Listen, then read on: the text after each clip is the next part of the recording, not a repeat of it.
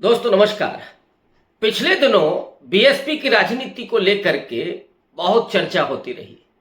मायावती की पहले तो इंडिया अलायंस के साथ जाने की अटकलें लगाई जा रही थीं। बाद में ये तय हुआ कि वो अकेले चुनाव लड़ेंगी। इस समय मायावती ने अभी कोई रैली नहीं की है, लेकिन कल नगीना में बीएसपी के नेशनल कोऑर्डिनेटर और मायावती के भतीजे आकाश आनंद ने एक रैली की।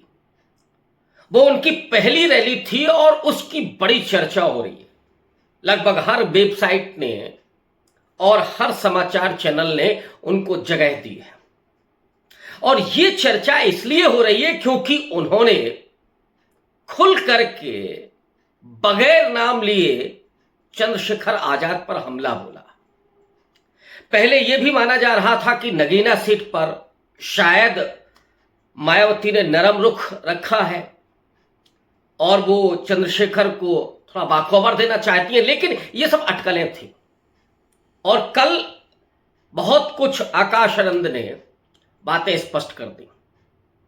पहले तो थोड़ा सा नगीना सीट के बारे में मैं चर्चा करना चाहूंगा कि वो कैसे जगह स्थित है और क्यों आज की तारीख में वो महत्वपूर्ण सीट है, क्यों उस पर ज्यादा चर्चा हो रही है। तो डेमोग्राफी की भी बात करूंगा मैं, और जो पश्चिमी उत्तर प्रदेश में वो सीट है और वहां पर किस तरह से अब बीएसपी बनाम एएसपी आजाद समाज पार्टी या कहें आकाश आनंद बनाम चंद्रशेखर आजाद, ये जो दलित राजनीति के दो नौजवानों का सीधे तौर पर मुकाबला दिखाई दे रहा है, या ये कहें कि दलित राजनीति के वर्चस्व की जो लड़ाई है वो अब सामने आ रही है। तो पहले तो ये मैं चर्चा कर लूं कि चंद्रशेखर ने बहुत पहले ही इस सीट पर अपनी दावेदारी कर दी थी। तकरीबन 1 साल पहले से ही वो नगीना में काम कर रहे हैं लोगों के बीच में। नगीना उन्होंने क्यों चुनी उसकी वजह है। नगीना में करीब 50% मुस्लिम आबादी है, 21% वहां पर दलित हैं। चंद्रशेखर की कोशिश थी कि ये दोनों मतदाताओं के सहयोग से वो पार्लियामेंट पहुंच सकेंगे। लेकिन नगीना सीट पर जो 2008 में परिसीमन हुआ था उसमें बिजनौर का बहुत बड़ा क्षेत्र शामिल हुआ। और बिजनौर वो जिला है, वो सीट रही है जहां से उत्तर प्रदेश की 4 बार की पूर्व मुख्यमंत्री मायावती ने पहली बार लोकसभा चुनाव जीता था, जहां से पहली बार जीत करके वो पार्लियामेंट में पहुंची थी।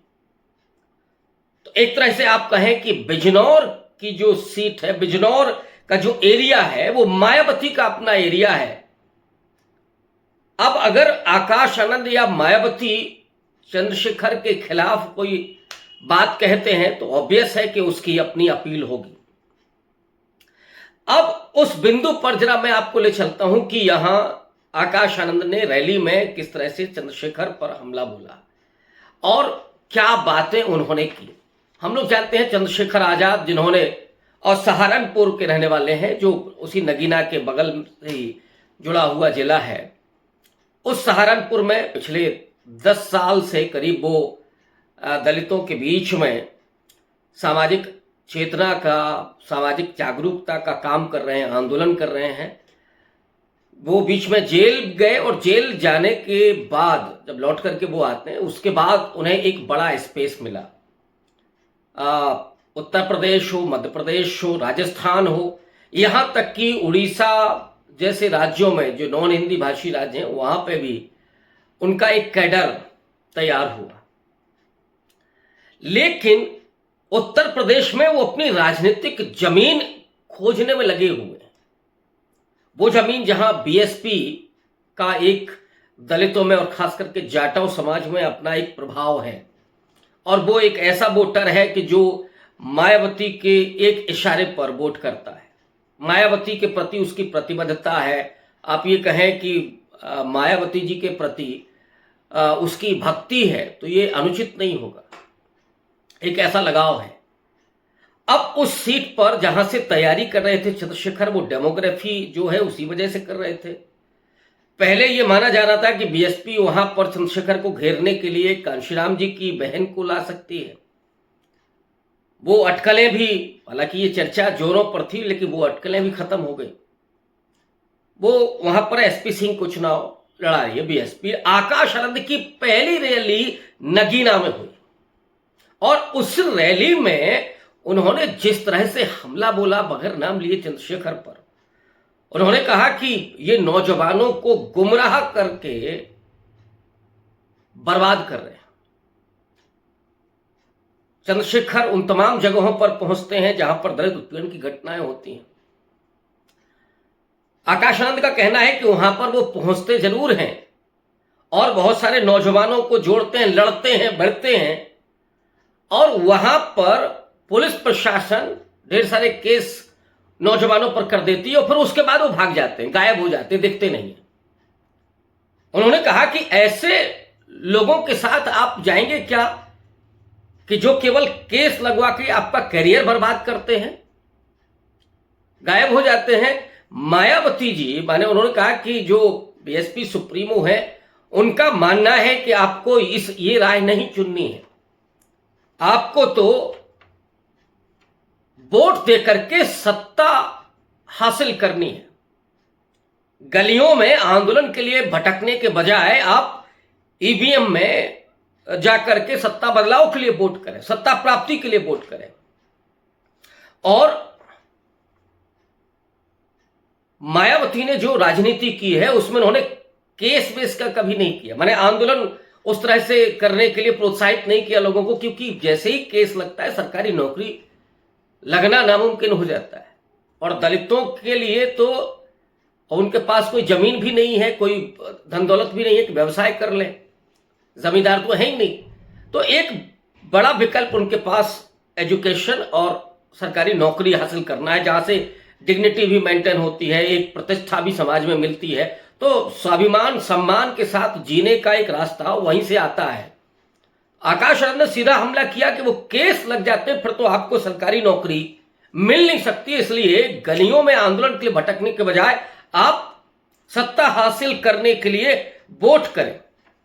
एक दूसरा हमला भी उन्होंने किया चंद्रशेखर पर कि ये वो सज्जन है कि जो एक सीट जीतने के लिए बेकरार हैं और तमाम लोगों के साथ भटक रहे हैं, जा रहे हैं। इंडिया अलायंस में जगह ढूंढ रहे थे कि कोई उनको समर्थन दे दे, लेकिन अखिलेश यादव ने, समाजवादी पार्टी ने उनको समर्थन नहीं दिया। यहां पर सपा का भी कैंडिडेट चुनाव लड़ रहा है तो बेचारे अकेले फंस गए। तो उन्होंने कहा कि ये जो सज्जन है, माने चंद्रशेखर के लिए उन्होंने कहा कि जो वो पार्लियामेंट जाना चाहते हैं एक सीट के लिए, लेकिन उनका कोई सहयोग नहीं कर रहा है। ये जो हमला है वो ये बताता है कि जो पश्चिमी उत्तर प्रदेश है, जो कभी मायावती का बीएसपी का गढ़ हुआ करता था, वहां पे दो नौजवानों के बीच एक दलित राजनीति के वर्चस्व की संघर्ष की शुरुआत आप कह सकते हैं। यही आकाश आनंद है जिन्होंने कुछ दिनों पहले जब पूछा गया था चंद्रशेखर के बारे में तो उन्होंने कहा कि मैं भीम आर्मी को नहीं जानता, मैं चंद्रशेखर आजाद को नहीं जानता। लेकिन आज उन्होंने, माने कल नगीना में जो जोरदार हमला किया वो काबिले गौर है। तो क्या एएसपी बनाम बीएसपी की राजनीति में, माने जो दलित वर्चस्व की राजनीति है वो यहां समझते हुए दिख रही है और नगीना पर विशेष फोकस है आकाश आनंद का, पहली रैली वहां पर कर रहे हैं। लेकिन इसके अलावा आकाश आनंद का जो कल का भाषण है उसकी और भी चर्चा हुई है। उन्होंने इलेक्टोरल बॉन्ड के मसले पर भी बात रखी। उन्होंने कहा कि जो बीएसपी है वो पूंजीपतियों से चंदा नहीं लेती है, वो अपने कार्यकर्ता और समर्थकों से चंदा लेकर के पार्टी चलाती है। जिन लोगों को, जिन पार्टियों को चंदा मिला है उसमें बीएसपी का नाम नहीं है। उत्तर प्रदेश गवर्नमेंट को भी आकाश आनंद ने घेरा कि ये जो सरकार है वो तो बुलडोजर न्याय की बात करके बहुत खुश होती है, गौरवान्वित होती है, जबकि ये तो शर्म की बात है कि आपको जब लोगों ने सत्ता दी तो सत्ता इसलिए दी कि आप जोड़ें, लेकिन आप तो तोड़ फोड़ कर रहे हैं। तो तोड़ने के लिए आपको सरकार नहीं बनाने का मौका दिया था लोगों ने, बल्कि जोड़ने के लिए दिया था।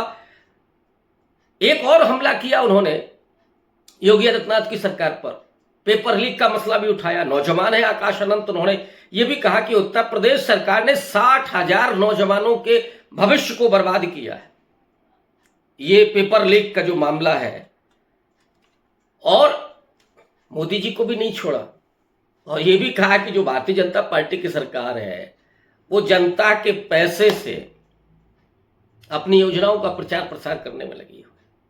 लेकिन दोस्तों, असली जो कल की आकाश आनंद की रैली और उसका जो भाषण है, उसमें सबसे बड़ी जो बात निकल करके आ रही है वो है चंद्रशेखर आजाद पर हमला।